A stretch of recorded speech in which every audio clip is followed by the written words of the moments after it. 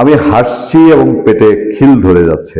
আপনাদেরকে আরো একটা ভিডিও দেখাই, ভিডিওটা শুনুন। আওয়ামী লীগের ঊর্ধ্বতন পর্যায়ের মানুষদের সাথে বৈঠক করে এই নির্বাচনটা হচ্ছে বিএনপি প্লাস আওয়ামী লীগের একটা সমন্বিত নির্বাচন, মাঠের ভোটও ওই কথাটাই বলে, না হলে কোনোদিন বিএনপি এককভাবে এই নির্বাচনে জয়ী হয়ে সরকার গঠন করতে পারতো না। সাজ্জিস আলম, দেখেন কথা কিন্তু মিথ্যা না, কথা সত্য। আমরাও ঘুরে ঘুরে বলে এসেছি, আমরা বারবারই বলেছি যে হ্যাঁ, এবার বাঁচিয়ে দিয়েছে বিএনপিকে। আওয়ামী লীগের যে ভোটাররা ভোট কেন্দ্রে গিয়েছে, আর হলো বাংলাদেশের সংখ্যালঘু ভোটাররা। সংখ্যালঘু ভোটাররা যারাই কেন্দ্রে গেছে তারা প্রত্যেকটা ভোট ধানের শীষে দিয়েছে, খুব ব্যতিক্রম ছাড়া। সংখ্যালঘুরা কোনোভাবেই কোনো অংশে জামাতে ইসলামীকে তারা অভয় নিতে পারেনি। এবং একটা উৎকৃষ্ট উদাহরণ কোথায় দিব আপনি জানেন? একটা আসনের উদাহরণ দিই, আরো এরকম অনেক আসন আছে, একটা দুটো আসনের উদাহরণ দিই। 1 নম্বর আসন যদি বলি, সেটা হচ্ছে শিশির মনিরের আসন, সুনামগঞ্জ দিরাই সাল্লাজি আসন। সেখানে 50% ভোট হচ্ছে সনাতন ধর্মাবলম্বীদের, এবং সেই সনাতন ধর্মাবলম্বীদের ভোটটা কেন্দ্রীয় সনাতন ধর্মাবলম্বীদের সংগঠন সহ সবাই নেমে নিশ্চিত করেছে সেই বয়োবৃদ্ধ নাসির সাহেব যেন সেই ভোটটা পান। সেই ভোটটার জন্য আওয়ামী লীগ, এই যে সাজিস আলম যা বলছে সত্য, গলতটা কোথায় আমি আপনাদেরকে বলবো। দিরাই সাল্লার ভোটের জন্য আওয়ামী লীগের সাবেক সংসদ সদস্য, সুনামগঞ্জের অবিসংবাদিত নেতা সঞ্জিত সেনগুপ্তের পত্নী জয়া সেনগুপ্ত, তিনি পর্যন্ত ধানের শীষকে সমর্থন করেছেন।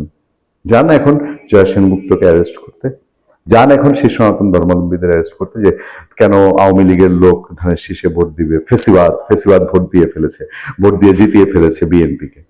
সাজ্জিস আলমদের মাথা ব্যথা এই জায়গায়। আরো একটি আসনের উদাহরণ দিই, সেই আসনটি হচ্ছে আপনার কিশোরগঞ্জ 4 বীর মুক্তিযোদ্ধা অ্যাডভোকেট ফজলুর রহমান যে আসনে জয়লাভ করেছেন। অ্যাডভোকেট ফজলুর রহমানের আসনে সনাতন ধর্মাবলম্বীরা চোখ বন্ধ করে ধানের শীষে ভোট দিয়েছে। সেই আসনে জামাতে ইসলামের প্রার্থী কিছুটা ছাড় পেয়েছেন, শোনা যায় সাবেক রাষ্ট্রপতি অ্যাডভোকেট আব্দুল হামিদের দিক থেকে। অ্যাডভোকেট আব্দুল হামিদের উপজেলায় তিনি বেশ ভালো ভোট পেয়েছেন এবং তুলনামূলক ভালো ভোট পেয়েছেন, কিন্তু সেইখানে জামাতের উত্থান ঠেকাতে সেইখানেও সনাতন ধর্মাবলম্বীদের প্রায় 70,000 ভোট, সেই ভোটের মধ্যে যতটুকু ভোট কাস্ট হয়েছে তার ম্যাক্সিমাম ভোট গিয়েছে বিএনপি ধানের শীষ বা অ্যাডভোকেট ফজলুর রহমানের ঘরানায়। এখন সার্জিস আলমদের আপত্তিটা কোথায় জানেন? আজকে সার্জিস আলমরা যদি আওয়ামী লীগের ভোট পেত, আজকে সার্জিস আলমরা যদি সনাতন ধর্মাবলম্বীদের ভোট পেত, আজকে তার এই আর্তনাদ আপনারা শুনতে পেতেন না।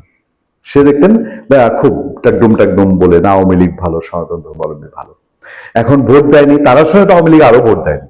এটা বেশ কয়েকটা প্রমাণ আছে। সার্জিস আলমের আসনে তিনি হেরেছেন নওশাদ জমির, ব্যারিস্টার জমিরুদ্দিন সরকারের ছেলে তার কাছে, এবং সেইখানে সার্জিসকে হারানোর পরদিনই বিএনপির লোকজন গিয়ে আওয়ামী লীগের অফিস খুলে দিয়ে এসছে।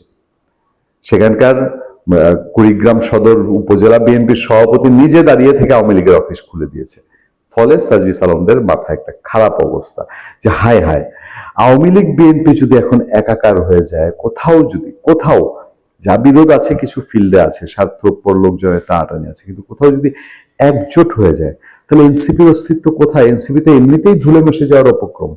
জামাতের মধ্যে গিয়ে আশ্রয় নিয়েও এনসিপির এই চিহ্নিত মুখগুলো, সেই মুখগুলোকে পার পেয়ে যাবে, এই আতঙ্কেই কি সার্জিস আলমরা এখন এই চিৎকার চেঁচামেচি করছেন যে আওয়ামী লীগের সঙ্গে আপোষ করে বিএনপি ক্ষমতায় চলে গেল? হায় হায়, তোমাদের তো ব্যর্থতা, তোমরাই তো দেখতে পাও, তোমরা তো চেষ্টা করেছো, করনি তা না।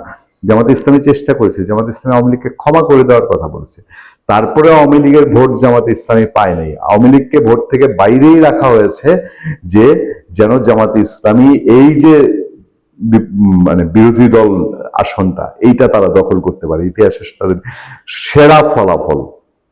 সেই জায়গাটাতে আওয়ামী লীগকে এখন আটকাতে না পেরে সার্জিস আলমরা কি প্রলাপ বকছেন না? যে অবিসম্ভাবী দেখতে পাচ্ছেন আওয়ামী লীগ বাংলাদেশের রাজনীতিতে, তারা যতই চেষ্টা করে থাকুক, তাদের গার্জিয়ান ডক্টর ইউনূস যতই চেষ্টা করে থাকুক, তাকে নিশ্চিহ্ন করা যায়নি, এবং পরম পরাক্রমশালী একটি শক্তি হিসাবে ফিরে আসছে, যেটা সার্জিস আলমদের বা এনসিপির জম হয়ে। ভালো থাকবেন, সুস্থ থাকবেন। আপনার সাথে আমি আতিক রহমান, পূর্ণিয়া।